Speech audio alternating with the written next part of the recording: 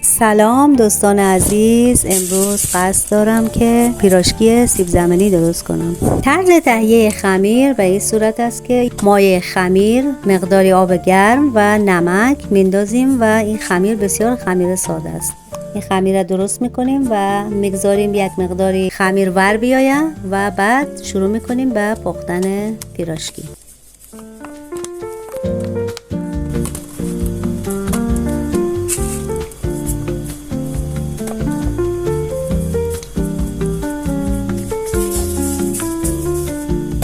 مواد داخل این پیراشکی از سیب زمینی آبپز هست که اون رو له میکنیم با فلفل قرمز و مقداری پیاز چند.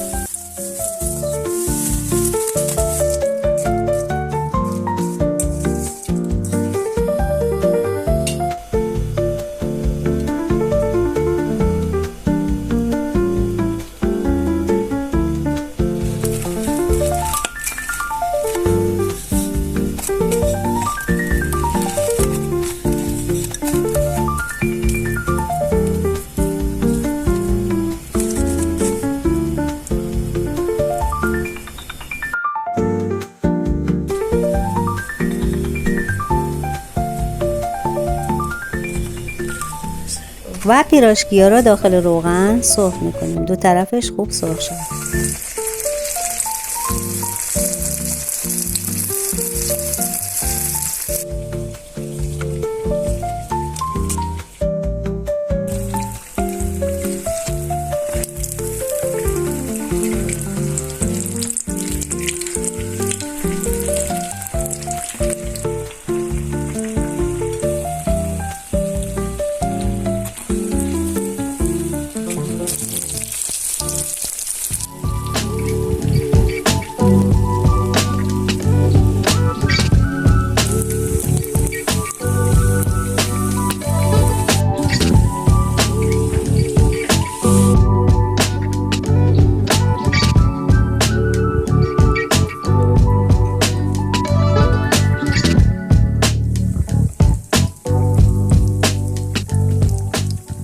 پیراشکی های ما آماده شد دوستان عزیز. کانال ما را سابسکرایب کنید، کامنت های زیبا بگذارید و لایک کنید. تشکر از شما.